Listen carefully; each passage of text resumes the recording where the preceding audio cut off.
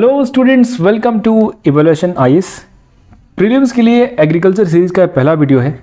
Last year 2020 में UPSC ने prelims में 10 से 12 क्वेश्चन पूछे एग्रीकल्चर से, which was for the first time. पहली बार पूछा इतने 10 से 12 क्वेश्चन। ठीक है, उन 12 क्वेश्चन में से 8 से 9 क्वेश्चन ऐसे थे जिन्हें आप इजीली बना सकते थे यूजिंग एनसीईआरटी और जो आपकी करंट अफेयर की नॉलेज है उनको यूज़ करके। 2 क्वेश्चन तो इसके ऊपर भी थे जो रबी और खरीफ क्रॉप्स है।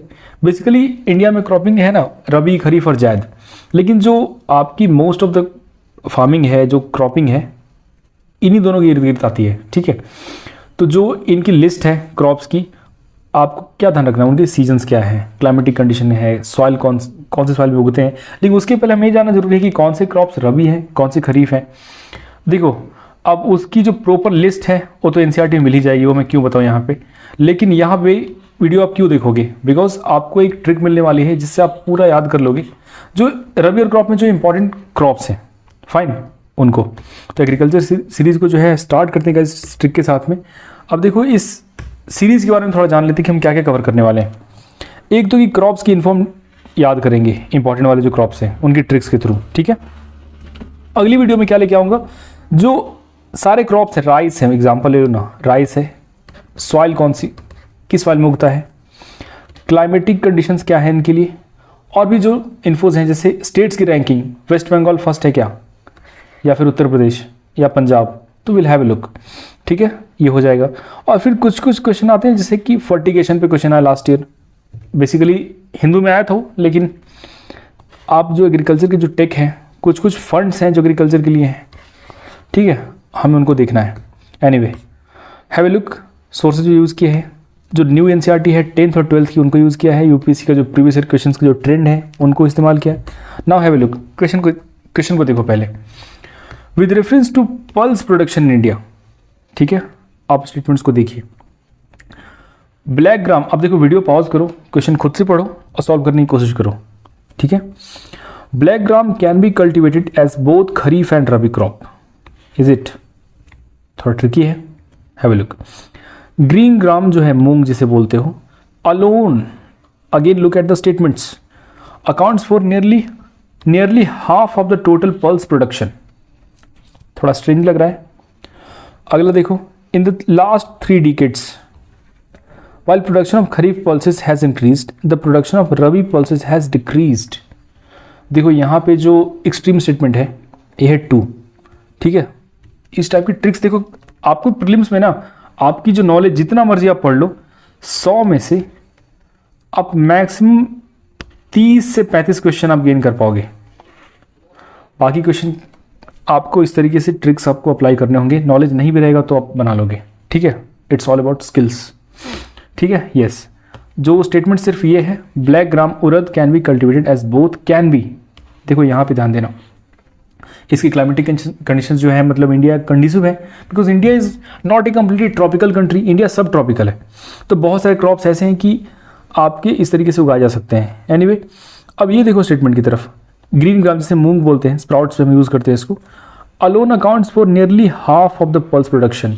ये तो यहीं पे गलत हो जाएगा ना, पल्स प्रोडक्शन में इतने सारे अरहर है, मसूर है, क्या क्या बहुत सारी चीज़ें आती है।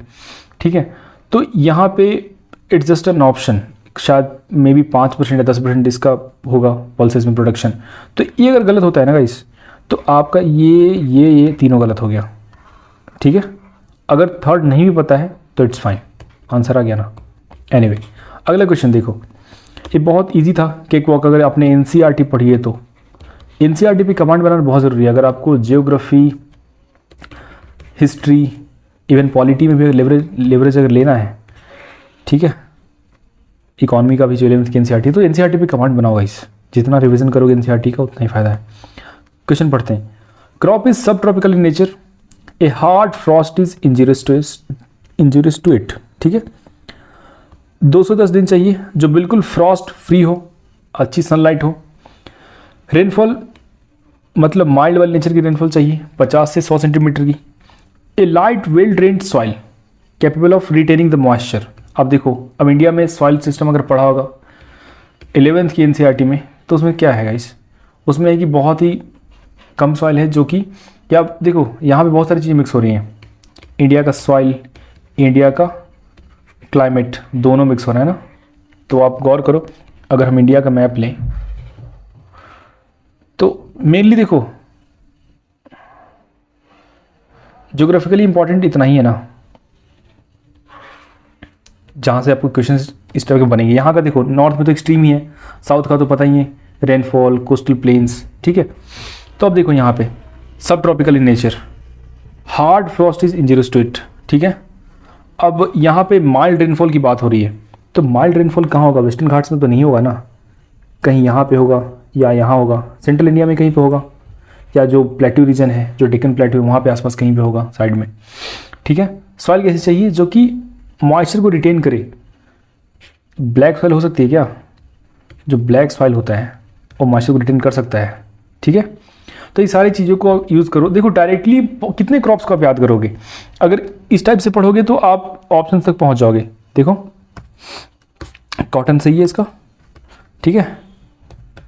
रटने पे फोकस करो, कोई दिक्कत नहीं है, लेकिन देखो रटने के तरीके क्या है। अब यहाँ पे कोई ऑप्शन नहीं है, जो रबी क्रॉप्स है, खरीफ है, आपको याद करना ही है। तो उसके लिए क्या है, नेमोनिक्स यूज़ होते हैं, ट्रिक्स यूज़ होते हैं उसके लिए, ठीक है।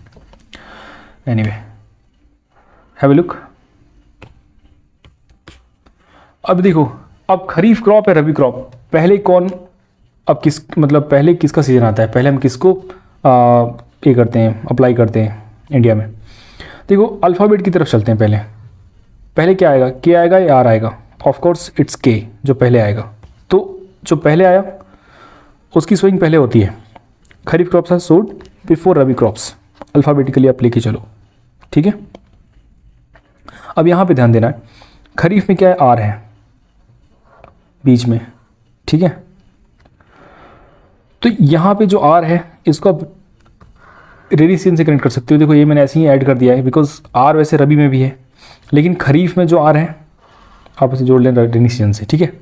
अब यहाँ पे रबी में क्या है, आर एस। तो यहाँ पे ये आप इसको क्या करो, विंटर के आसपास आप इसको शो करोगे, लेकिन इसकी हार्वेस्टिंग कब होगी? मार्च के बाद होगी। तो एस फॉर समर। तो ये जनरल ट्रेंड है, इसे अगर आप इसकी बहुत नॉर्मल समझ भी आपको है तो इट्स फाइन। अब मंथ्स की बात कर लेंगे इसकी, रबी क्रॉप्स की जो मंथ है, अभी जैसे बोला मैंने विंटर के स्टार्ट में अक्टूबर में इसको शो करेंगे, और हार्वेस्टिंग कब होगी गाइस? मार्च के बाद या मार्च में, ठीक है। खरीफ क्रॉप्स का क्या है, इसको समर सीजन में क्या करेंगे, इसको आप शो करेंगे, और हार्वेस्टिंग कब होगी? अक्टूबर के आसपास में, ठीक है। अब देखो यहाँ पे तो ये हो गया। अब आते हैं, देखो ये लिस्ट है जो एनसीईआरटी से पिक की गई है गाइस, कि अब इस लिस्ट को क्या है, अब बोलोगे सर ये लिस्ट तो ऑलरेडी एनसीईआरटी में है तो आप क्यों दे रहे हो? दे रहे क्योंकि इससे हम ट्रिक बनाएंगे, ठीक है। अब उस ट्रिक में मैक्सिमम जो इंपॉर्टेंट क्रॉप, सारे तो कवर हो नहीं सकते, मैक्सिमम जो इंपॉर्टेंट है उनको करेंगे कवर, ठीक है। राइस है, मेज़ है, वीट है, बार्ली है, ओट्स जिसे कहते हो, ठीक है। Now have a look. अब रबी की बात करते हैं, जो रबी क्रॉप्स है। अब रबी क्रॉप्स के मंथ्स आप याद करो पहले, ठीक है। अभी वीडियो वापस जाओ और मंथ्स को देखो, रबी क्रॉप्स कौन से मंथ में आती है। अब ट्रिक क्या है गाइस, अब W for not stands for West Bengal, ठीक है। W for wheat, B for what, barley, barley जो बोलते हैं इसको, ठीक है। जी for gram, chana, R for rapeseed, M for mustard. तो डब्ल्यू बी ग्राम। अब देखो, अब ट्रिक के साथ तरीका क्या है गाइस, आपको रिपीट करना होगा 8-10 बार। अगर रिपीट कर लोगे ना तो देखो हमारी जो वाटर बॉडीज के ऊपर ट्रिक है, अब उस ट्रिक में जाके देखो गाइस, आप अगर 3-4 बार रिपीट कर लोगे तो आप कभी नहीं भूलोगे, ठीक है। Wheat, barley, mustard, rapeseed, gram, W B gram हो गया ना। W for wheat, B for barley, J for gram, R for rapeseed, R A जो हो गया, एम फॉर मस्टर्ड, जो इंपॉर्टेंट रबी क्रॉप्स हैं। अब देखो ट्रिक्स में आप इंप्रोवाइज भी कर सकते हो, कुछ आप ऐड कर सकते हो। लगे कि भाई कुछ क्रॉप छूट रहे हैं तो लेट्स ऐड समथिंग। कोई थंब रूल नहीं कि यही ट्रिक पढ़ोगे तो होगा सिलेक्शन, नहीं तो नहीं होगा। एनीवे नेक्स्ट, अब गाइस इसकी तस्वीर मैंने ऐड की है गाइस, ये रैपसीड, ठीक है। नेक्स्ट खरीफ क्रॉप्स। अब देखो खरीफ क्रॉप्स में थोड़ा सा फनी है। आपने ओसामा का नाम सुना, आपने ओबामा का नाम सुना, आपने कोबामा का नाम नहीं सुना, क्योंकि कोबामा आपको याद करवाएगा खरीफ क्रॉप्स। तो कोबामा की तिजोरी नहीं तुजोरी। अब देखो क्या है, को फॉर कॉटन, बा फॉर बाजरा, मा फॉर मेज़, ठीक है। तो कोबामा हो गया, इसमें 3 आ गए। तुजोरी में क्या है, टी यू फॉर तूर तूर की जो दाल होती है, जो for jowar, and RI for rice, ठीक है। मेज़, बाजरा, कॉटन, ज्वार, तूर। तो ये थे गाइस। अब देखो एग्रीकल्चर वीडियो का स्टार्ट इससे अच्छा नहीं कर सकता था मैं, क्योंकि अब ये अच्छा है बुरा है आप डिसाइड करोगे। बिकॉज पहली इन्फो उनकी होनी चाहिए जो क्रॉप्स के जो सीजन्स हैं, ठीक है, क्रॉप्स, रबी क्रॉप्स कौन से हैं, खरीफ कौन से हैं, ये जो पता हो जाए। उसके बाद बारी आती है कि ये जो पार्टिकुलर क्रॉप्स हैं, वीट है, बार्ली है, मस्टर्ड है, इंडिया के कौन से पार्ट में ज़्यादा उगता है, ग्राउंडनट है, चलो मान लो। अब यहाँ गुजरात में उगता है क्या, क्या रैंकिंग है। अब रैंकिंग में सब याद नहीं करना है, 1 2 3 स्टेट्स को याद कर लो। कुछ क्रॉप्स ऐसे हैं जहाँ आप जिसे आप नहीं उगा सकते। अब शुगर केन है, आप इसे जम्मू कश्मीर में उगा नहीं सकते, ठीक है। तो इस टाइप की इन्फॉर्मेशन होनी चाहिए। दूसरा, सॉइल कौन सी होनी चाहिए, जैसे ब्लैक सॉइल है जो रेगुलर सॉइल है, उसमें आप क्या कर सकते हो, आप कॉटन उगा सकते हो, ठीक है। बाजरा, मेज़, राइस। अब राइस के लिए कितनी रेनफॉल चाहिए, क्लाइमेट कैसे, वेल ड्रेन्ड सॉइल चाहिए। तो इस टाइप की इन्फॉर्मेशन होगी वो आएगी अगली वीडियो में। Fine, so stay connected. अगली वीडियो उसी के ऊपर है गाइस। एग्रीकल्चर सीरीज़ में अगर 4-5 वीडियो मैं बनाता हूँ तो आई कैन एस्टिमेट कि उसमें से 2-3 क्वेश्चन तो आ ही जाएंगे।